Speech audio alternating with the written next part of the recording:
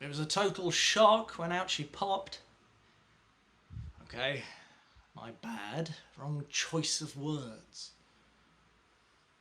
So there we were, in the delivery room, and there on the bed, in between Zoe's legs, was this thing. And I'm merely trying to paint a picture, set the scene, because there we were, expecting what we'd always been led to expect. But instead, there was this small, pink creature. And when I say creature, I'm merely describing my honest first impressions, because that's how it looked. I mean, really, that's what it was, because it wasn't human.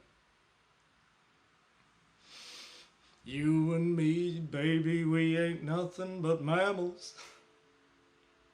One of the nurses screamed and bolted out of the room. But apart from that, everyone else was weirdly calm. Well, not because of how Izzy looked, but because she wasn't moving. I was horrified. And that's nothing to be ashamed of. After all, we're only human. The doctor carefully placed Izzy on a little silver tray and hurried out, closely followed by everyone else in the room. I sat with Zoe and held her hand, told her it was all going to be okay. Of course, in an earlier age, Zoe would probably have been burnt for being a witch.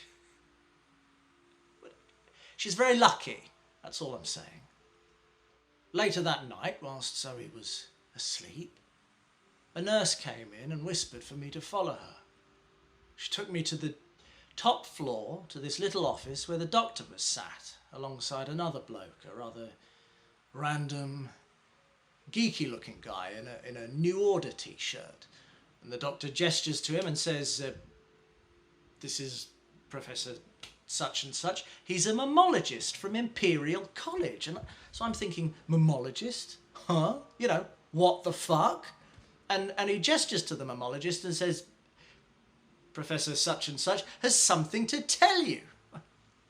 Well, the mammologist looks nervous. He obviously didn't expect to be the one to break the news, but he says, I don't know how to tell you this, Mr. Farrow, but your wife has given birth to a rat. I just laughed. I mean, what can you say to that?